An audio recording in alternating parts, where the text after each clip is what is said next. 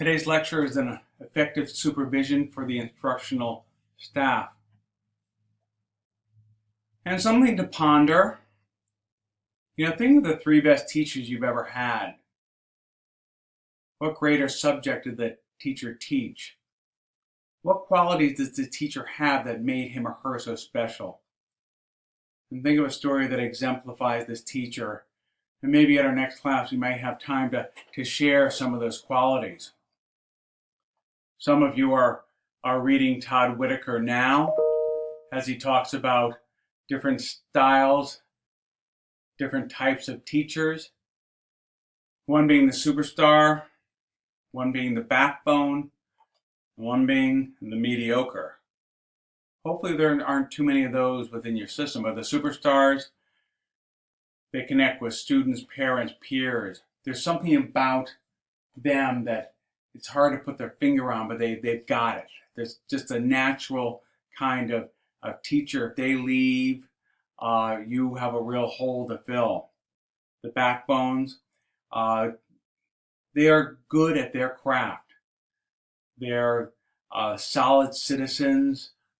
They produce good educational quality. The students like them.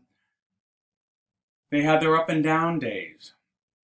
Some courses or classes might go well, some less so, but you want them to be with you, and they're probably the majority of your teacher. And then they're the mediocres. Now some of them, maybe just harmless, but some of these mediocres may turn negative and become a negative influence in your school. And so the idea is, how do you help the backbones become superstars? How do you help maybe the mediocres become backbones? That is the job of the supervisor. To supervise, traditional definition is to be over, to provide oversight. And yet more contemporary is how to work with, how to support, especially beliefs, mission, and the vision of the school. How to help a teacher connect with all three of those, to walk with them rather than over them. Supporting teacher growth and development needs introduction to the school, continued mentoring, and then peer coaching. Three separate types of supervision. And it's needed because of the high number of teachers who leave, and the idea, some that have left and have come back, and some who are teaching outside the area of certification. And there's a number of reasons why these programs are so necessary. If we look at teachers leaving, 46% teachers leaving the profession after 5 years. There's a suspicion that if they had good mentoring, if there was better induction, they may stay. Math and science are the teachers who are leaving at a greater volume, perhaps because of resources, but also there's a concern about who is introducing them to the school, and other mentoring that might be failing.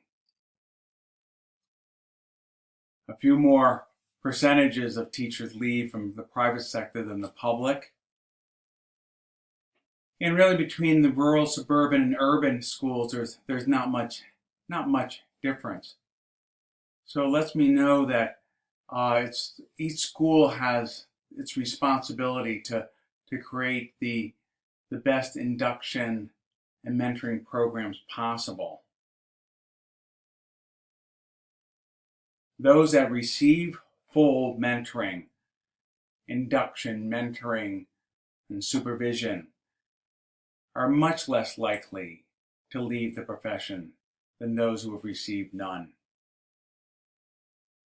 Induction, an intentional program that provides support to help bring a new teacher into the teaching profession. So it's really about introducing them to the profession. Mentoring is a more experienced teacher working with a less experienced teacher, trying to help bring that teacher up to a new level.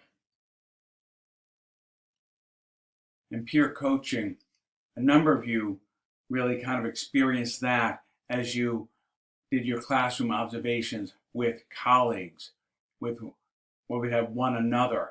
The principal had nothing to do with it. It involved peer observation and shared strategies and guided practice, and the feedback and reflection seemed to be comfortable for most of you. You were dealing with peers, and so as a supervisor, think about how to invite more peer coaching into a system.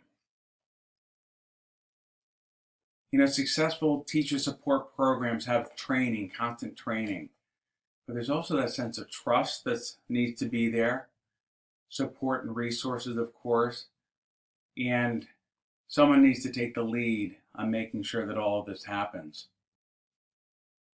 But what do you do when you have a teacher that's not coming up to par? Are they incompetent? Are they negative? And are you aware of the difference between the two?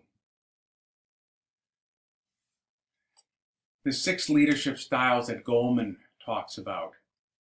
And he talks about commanding. Do what I tell you to do or else. The visionary leader. Let's take this journey together. The affiliative. How can I help you? So it's kind of like, walking side by side, but helpfully. Democratic. That question of answering questions and what do you think? I think that as a number of you went into your post-observation conferences with teachers, that first question, how do you think it went? Letting the other person speak for themselves.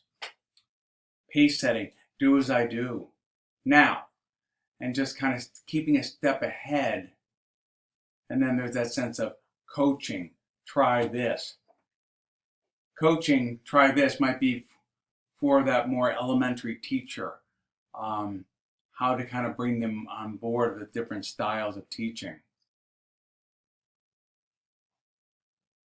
And then how do you know which to use in what situation?